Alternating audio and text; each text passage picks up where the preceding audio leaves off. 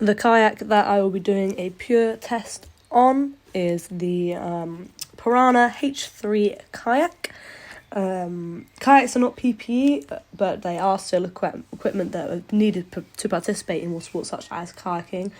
So they're checked through PUWER, which is a bit of legislation, that covers them, and that is the provision and use of work equipment regulations.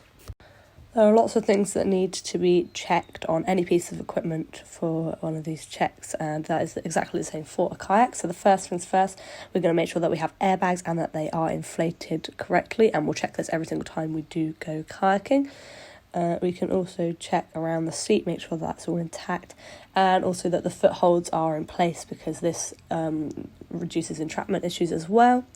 We're going to make sure that we have this centre foam in our boat, as well as if we were to become trapped under a tree or a branch, this will stop our legs from being crushed and also further reduces entrapment issues. Next, we're going to look at these end grabs. So mainly there are a couple rips on these on either side of this boat.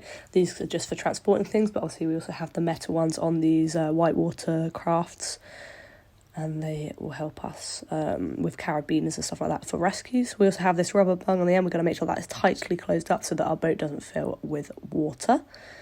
And going back to these metal end grabs, we're going to make sure all our rivets aren't rusty as well.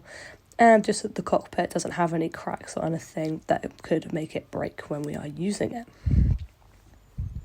Now turning over, we're looking at the bottom of the kayak. We're checking for any cracks as well. Scratches are to be expected, and those are absolutely fine, or we may want to monitor them, but nothing on this kayak will be rejected. Obviously, it doesn't have that same lifespan as PPE does. It's just as long as it's in fit condition. That means it's absolutely fine to be used. So this kayak would pass the PUWER test. The only thing that may need repairing or replacing would be these end grabs, but we could contact the manufacturer about this, and that would be absolutely fine. We could put it straight back into service once that's changed.